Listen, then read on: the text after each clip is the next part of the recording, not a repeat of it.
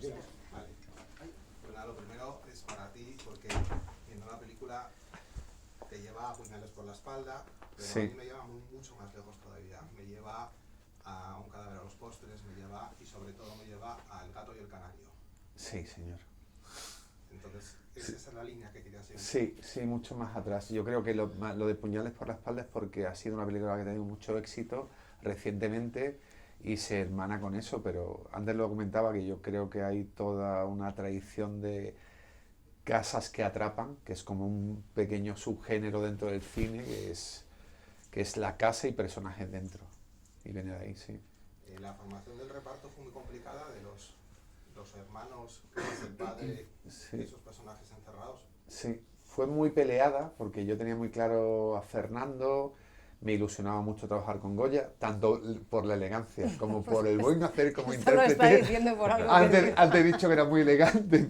Y yo le he dicho, solo elegante.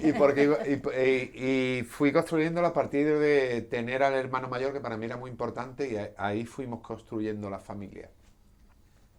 Cuando os llamó Chiqui para ofreceros el proyecto, ¿recordáis qué es lo primero que os dijo de un proyecto que es una historia muy loca, pero que tiene también mucha trastienda, porque vuestros personajes dicen cosas que me he apuntado aquí que, Sí. que no es nada, no es ninguna tontería, vamos. Sí, yo primero me mandó el guión y luego tuvimos un encuentro, ¿no? Y el guión ya me sorprendió. Y dije, qué variedad de cosas, ¿no? Qué colorido tiene esto, ¿no? Que de repente a mí me... O sea, califico o no un guión o lo que me puede gustar si de repente me imagino los personajes reales alrededor de mí. Y eso me pasó con la Fortaleza. Y luego tuvimos una entrevista y Chiqui fue como todo súper fácil. O sea, tenía un ánimo y lo tenía tan claro. Y entonces le decía, ¿y esto cómo? No, esto lo tenía todo resuelto. Y dije, bueno, yo, vamos, me embarco con él en los barcos que se embarquen. Ella dice una frase, su personaje que me encanta, dice, ¿qué tiene que ver la familia con la democracia? Eso me encanta. ¿Qué tiene que ver? Exacto. Bueno, a mí cuando me llegó, lo primero es que era de Chiqui y es un director que a mí, pues había visto sus películas y me ha encantado. Me parece que hay...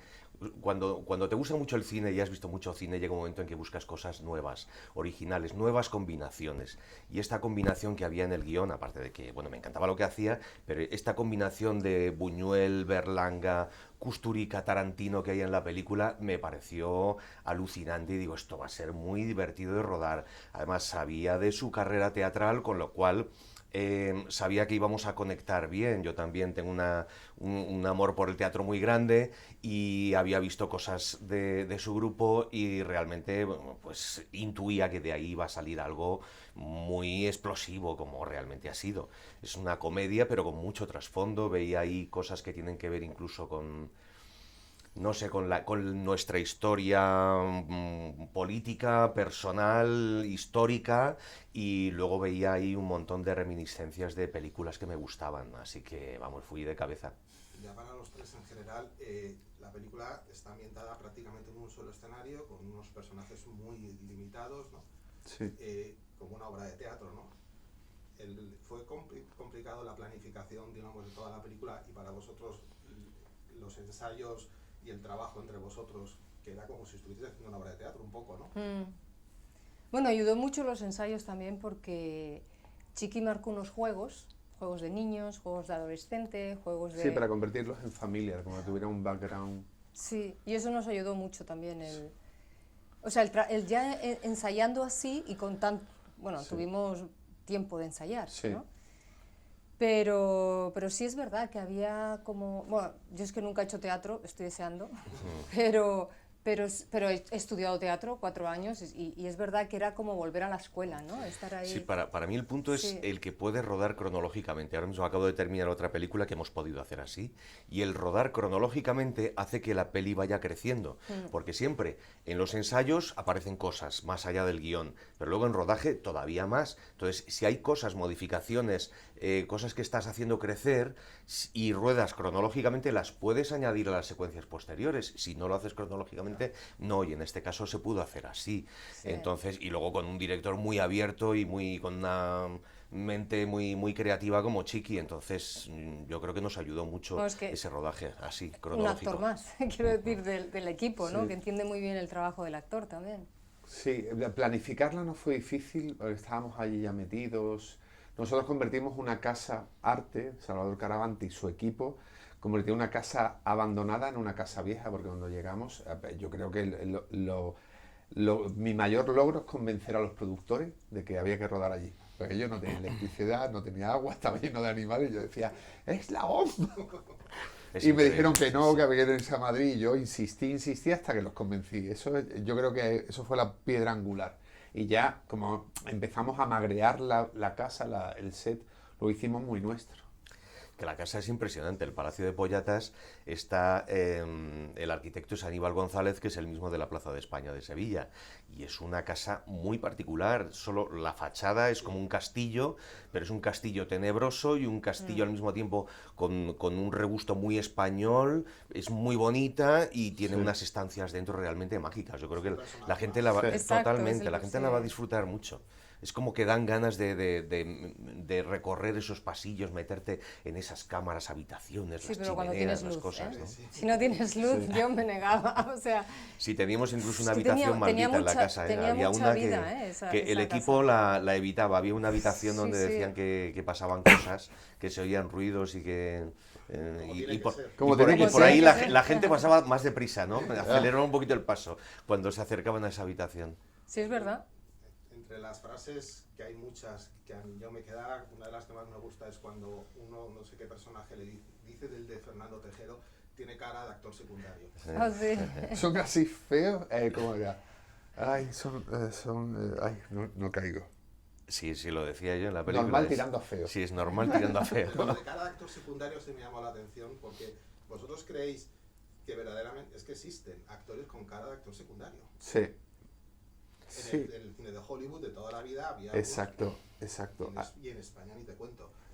Sí, es una tradición que se ha perdido un poco aquí, como que había toda una playa de Sí, antes sí, de actores secundarios, que eran muy reconocibles. Creo que se ha perdido un poquito, pero en Hollywood sí que había, ¿no? Muchos actores secundarios. Pero yo creo que eso ya no existe casi, ¿no? Porque es que hay personajes, o sea, hay actores que hacen protagonistas, secundario, o sea, que eso ya no... Claro, yo Es creo que es algo más como- cuestión de etiquetas. Exacto. Lo que sí que es cierto es que en esa historia del cine español, que hablamos de José Luis López Vázquez, de Fernando Fernán Gómez, de todos estos, la verdad es que todos los elencos eran maravillosos, cada uno de ellos, pero si les hubieras puesto a esos secundarios de protagonistas en otra película, lo hubieran bordado igual, como López Vázquez, ¿no? Que de repente te estaba haciendo cosas muy chuscas y muy de comedia y luego le metías de protagonista en un drama y era increíble. Claro. Entonces yo creo que son más etiquetas que correspondían a un teatro de una época. Sí. El galán, el abuelo, el no sé qué, el Bueno, padre, era un poco como etiquetas.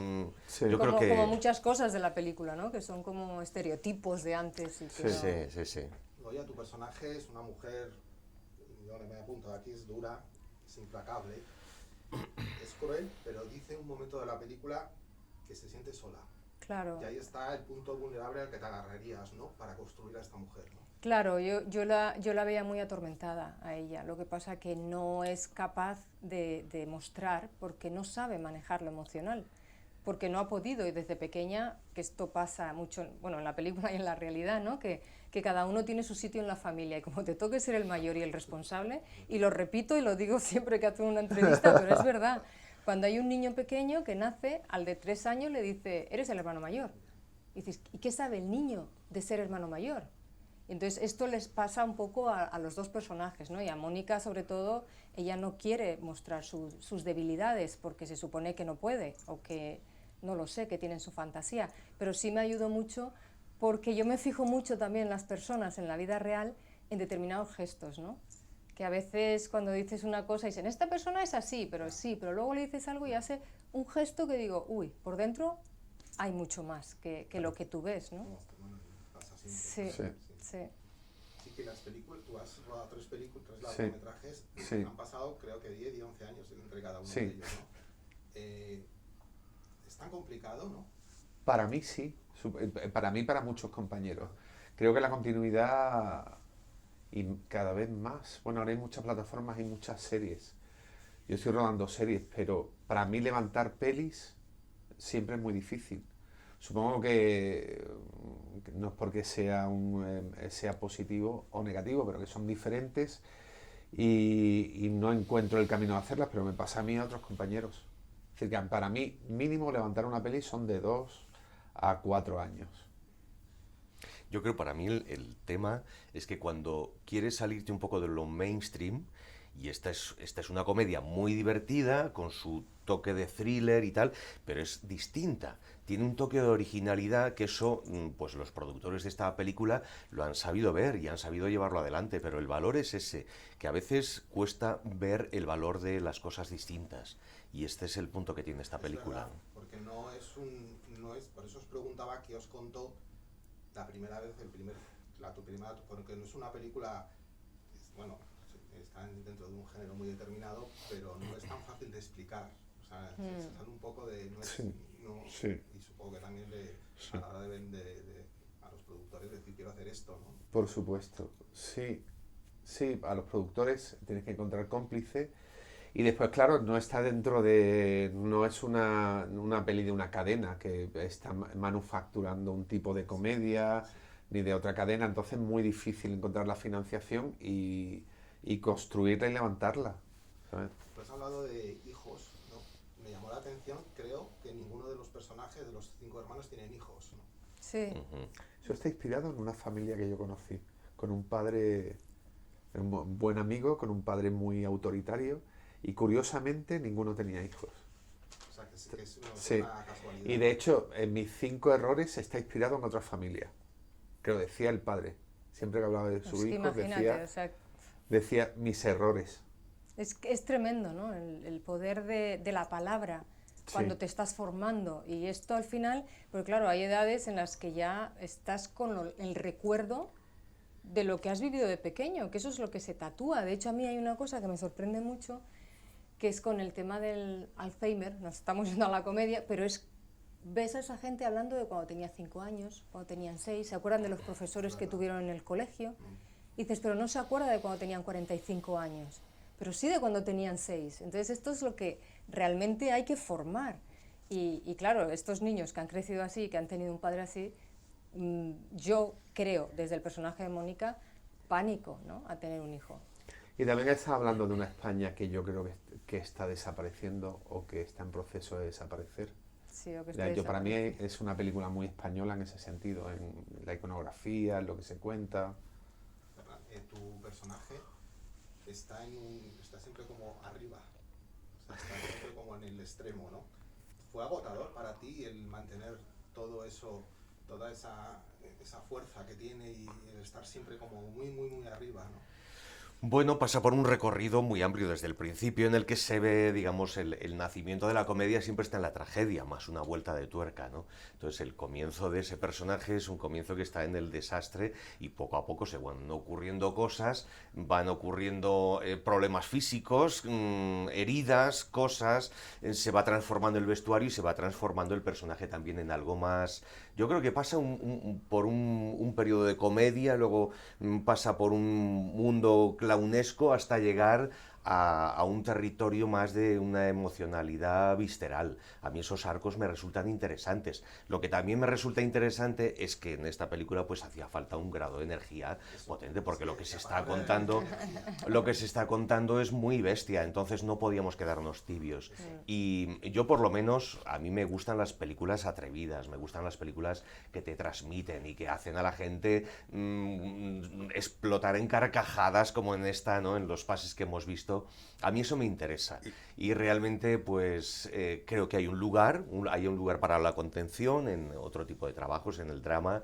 Yo estoy transitando por ahí siempre, en teatro, en cine, en televisión, pero de repente cuando encuentras una película en la que tiene que aflorar lo excesivo y lo animal, pues es muy divertido. Y Fernando Cayo es una dinamo, ¿eh?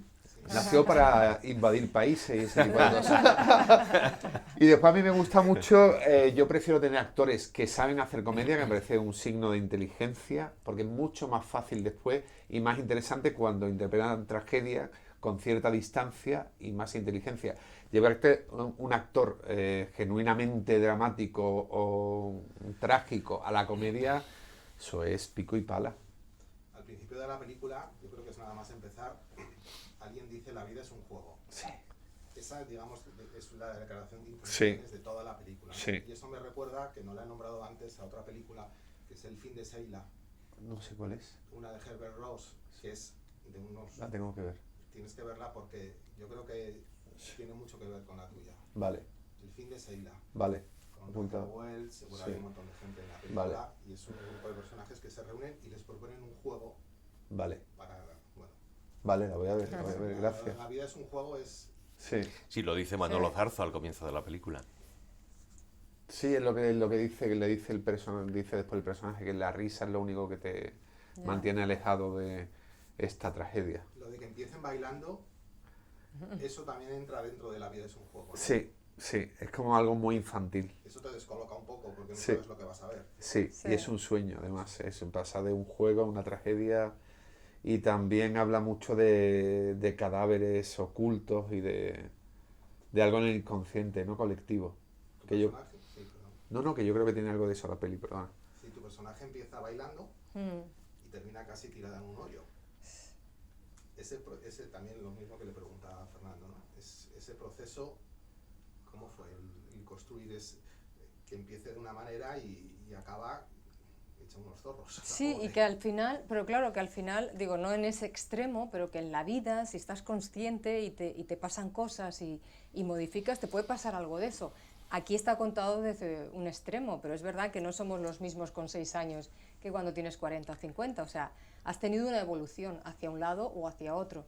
En el caso de Mónica, como es tan fría, yo es que la veía atormentada desde el principio y eso lo convierte en rabia, en perfeccionismo, en yo sé más que nadie. Ese carácter de un poco del sheriff, es que hay mucho dolor detrás, ¿no? Es que hay mucha impotencia y bueno, pues buscando referencias, hablando mucho con Chiqui, pensando en Betty Davis, en el personaje de ella como actriz. Me veía mucho Sí, quien verdad. mató a Baby Jane. Baby Jane, porque claro, es un personaje atormentado, sobre todo al principio, que al final mira su debilidad. O sea, la escena esa Sí. cuando ella canta, digo, ¿quién teme a Baby Jane? Sí. Cuando ¿Qué ella fue de canta Baby de Jane? pequeña, ¿qué fue de Baby Jane? Cuando ella canta de pequeña al piano, pero que ya es mayor. Esa escena a mí es Sí, una en de la las del playa, cine. Es una escena en la playa. me No, parece. no, es una escena cuando Cuando conoce va el al chico, profesor. cuando va al Ah, profesor. cuando va sí, Es de las que más me ha impactado una de las que más me ha impactado en la historia del cine, porque ves la vulnerabilidad de un ser que piensas que está por encima de todo, ¿no? no había caído yo en que ese puede ser un referente de tu personaje. Sí, ¿no? Sí. lo era. Sí, que de hecho le dije, tienes que leerte la biografía de Betty Davis. Y me viene al día siguiente y me dice, oye, me la he leído. Digo, es mentira, pero no le voy a decir nada. Porque Por supuesto no me la había leído. No te la habías leído. Pero su personaje dice una cosa que está muy bien, que es cuando están desenterrando, dice, si no lo sacan no existe. Que me parece que habla mucho de ella. Eso. Que si no lo veo no va a existir, ella no mira las cosas, prefiere no mirarlas. Y hablando de echar la vista atrás, yo te entrevisté con Mararía. Wow, wow. Que en la época de Mararía, de Amores Perros, ¿no? Si echas la Sí. vista atrás, ¿cómo miras tu carrera, no? Hasta Pues han pasado muchas cosas, desde la primera película, que además el otro día tuvimos un pase en FEMES, eso hace 2 meses con Mararía, que luego Amores Perros fue como otra historia, ¿no? Mi vida cambió profesionalmente, pero bueno, veo que en esta profesión tienes que estar siempre a pie de cañón y siempre tienes que estar entrenando, curiosa. Es una profesión que nada está hecho, siempre está todo por hacer. Pero no sé, estoy contenta con el proceso, es mi vida, es mi proceso y con esto es lo que vivo. Pero vamos, de tener despertares, muchos. Fernando, George Clooney decía hace tiempo que los actores del teatro miran por encima del hombro a los de cine y los de cine miran por encima del hombro a los de televisión.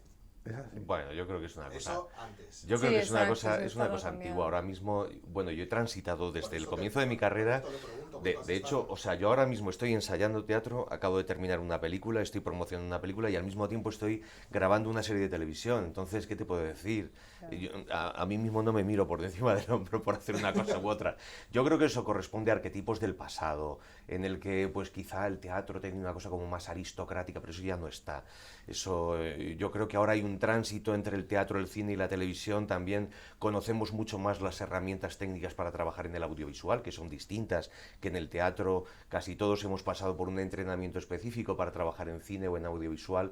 Entonces eso no ocurre. Yo lo que sí que noto es que puedo alimentar unas cosas con otras. Unos personajes me alimentan de otros. Y recuerdo que en el rodaje de La Fortaleza estaba representando Antígona, una versión que hizo Brutal. David Gaitán, un espectáculo, una versión contemporánea de Antígona, y digamos que ese personaje que era tenía una visceralidad que entroncaba mucho con lo que estaba haciendo en la película. Entonces a mí me alimentan unas cosas de otras, y creo que a mí por lo menos me han hecho crecer personalmente, porque son recorridos distintos. Hay un recorrido sobre el detalle, el matiz en el audiovisual que muchas veces en el teatro no puedes trabajar, trabajas otras cosas. Entonces creo que son como distintas facetas de un mismo prisma, ¿no? La industria ha cambiado radicalmente.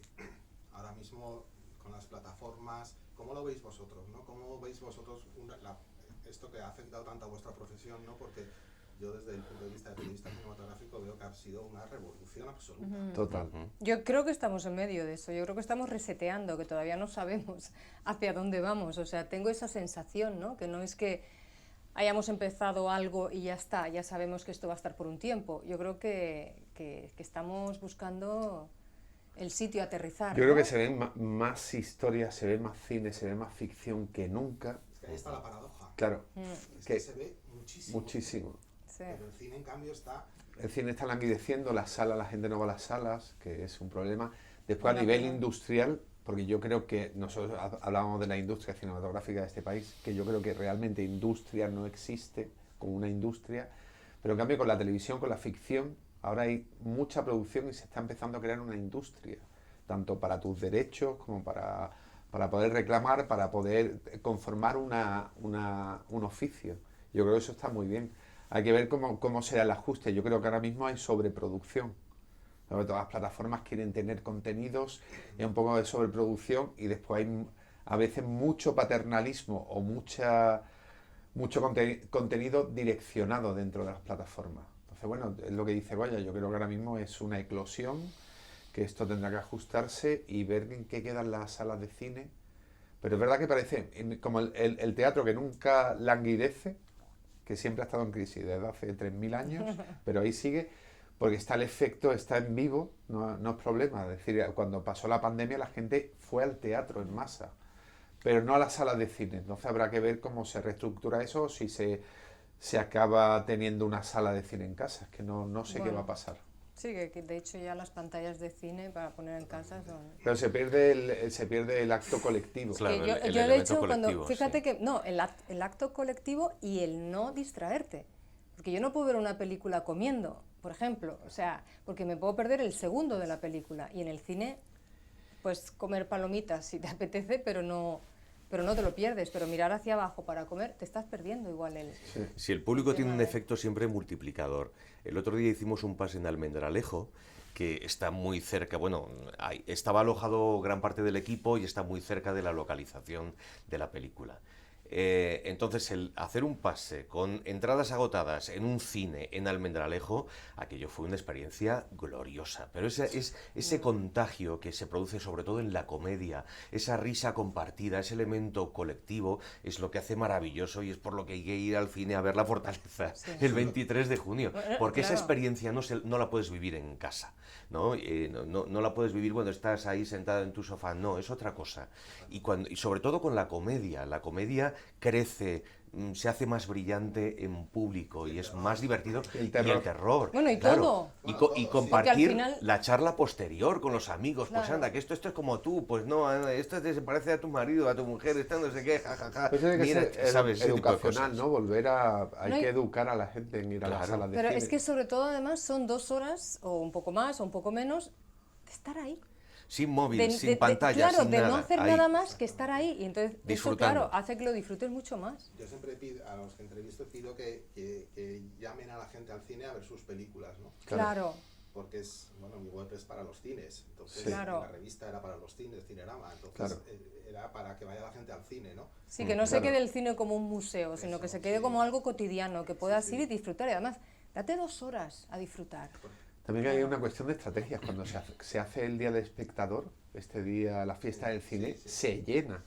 Yo creo que los Exacto. chavales, esto me voy a arriesgar, pero creo que si costara 3 euros y fuera fácil entrar, pero también creo Seguro. que el precio a lo mejor es demasiado elevado. Esto es una cosa que me pregunto, porque veo la fiesta del cine y se llena. Sí, es verdad. Sí, pero por ejemplo, fíjate, en Estados Unidos las entradas del cine cuestan, o sea, 3 veces más que aquí. Sí, hostia. Pero es verdad que los precios tendrían que estar, quizás, bueno, eso estamos No sé, diciendo, como que tampoco sé cómo funciona ab- ni cómo... Abramos el debate de cómo volver a llevar a la gente al cine. Exacto, que ¿Cómo? eso es un ingrediente que es verdad lo que dices tú. La fiesta del cine Si hace trae falta les gente. llamamos en brazos. Nos ofrecemos Me está personalmente. diciendo que acabe, pero sí que supongo que te tendría que pedir a ti que hablando de este tema, que dijeras por qué tiene que ir la gente a ver al cine La Fortaleza. A mí me cuesta mucho vender mis cosas, sinceramente. Yo creo que por lo que estamos diciendo, porque el acto, una comedia en una sala, rodeado de gente, una comedia negra, que la risa es anónima, que te ríes de los tropezones y las desgracias de los demás, eso es impagable. Pues ya está. Muchas gracias. A ti. Pues nada, gracias.